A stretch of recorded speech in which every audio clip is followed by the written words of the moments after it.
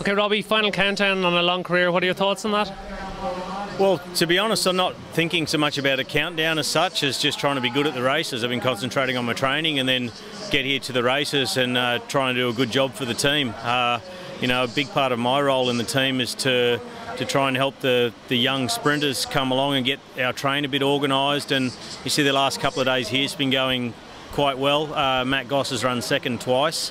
But we're just trying to get a good system going and get everybody used to riding in a certain way to prepare the sprints, and that's something I'm heavily involved with, and I will be after when I stop racing. But as far as a countdown goes, I'm just trying to do well in the races and aiming towards a good performance for the rest of this race and in California. I suppose it'll hit home maybe when I cross the line on the final day of Cali. Do you feel it's the right time, or do you have thoughts that you'd maybe like to continue? I mean, how does a rider in your position feel when the end of a career is in sight? No, I think it's the right time. It's something I thought long and hard about. Although I didn't have to sort of convince myself, or it's not with any ill feelings that I'm approaching retirement. I feel it's the right time. I've had a very long career.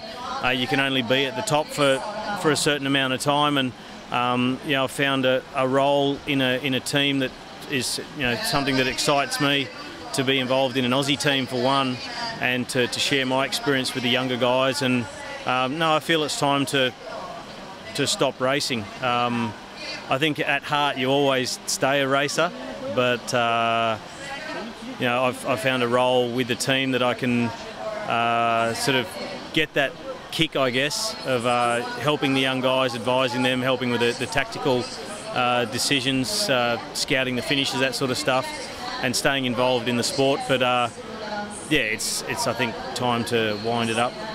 Do you feel physically you're tiring or aging, or is it a mental thing, or is it both of those? I guess it's a little bit of both. I mean, it's an obvious thing. As you get older, you do age, you don't recover as fast. You have to train longer and harder to get into form. And it is harder to recover from hard races and hard efforts. But also on the mental side of things, like I've got a young family, got 3 kids. I don't like being away from home for long periods, and I know they'd like to have their dad at home, so that forms a little part of it. And just the fact that, if I was still riding like I was between 02 and 08, then I'd probably still be going, because I'd still be winning heaps of races. But that's not the case, and that's normal. And everything's just taken a natural progression, and that's where we are now. What have you done this year so far? Not that much in terms of racing. I've done the program in Australia with the Bay Series, Nationals, Tour Down Under. I did the Tour of Qatar, and then the race in Singapore that I won. I've just been doing some little local stuff at home in Australia to sort of keep the motor running and be ready to come and race here. And then, of course, it's this race in California, and then I'm done with racing. I'll probably go and just ride some fun events, Grand Fondo type stuff, and charity rides, and doing things with sponsors and VIPs, and maybe doing a couple of rides at the training camp when they have an easy day. Is there any scope, you think, for personal ambition in these last 2 races, or is the condition not as such that you've been in a position to win? How do you feel your chances are? Well, my condition's good, but we're here to do a certain thing, and we're really working on the sprint with Matt Goss, trying to get, like I said, that lead out down pat, and work out where we're going to put guys for the bigger races coming up, like the Giro and the Tour. Should it be the case that Matt doesn't feel very good and needs me to do a sprint, then I'll get up there and do what I can.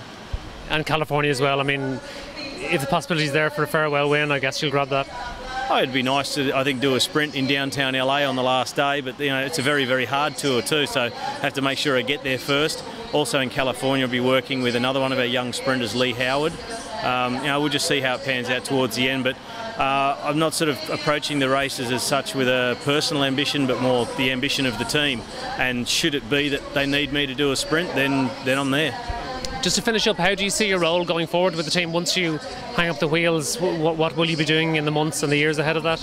Well, more as a guide and a mentor to the young guys. General advice to all of them, but more specific advice to the young sprinters.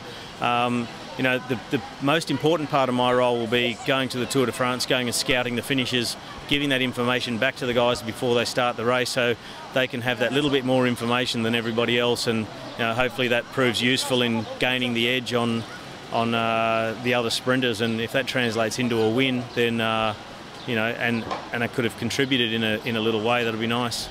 Do you have anything wacky planned away from the bike, like once you're back to normal life? Is there anything that you want to do, or any mad holidays you're going to plan? Anything like to step away from the sport? No, I've got nothing wacky planned. I think it's just having normal stuff planned, which is often not possible as a rider.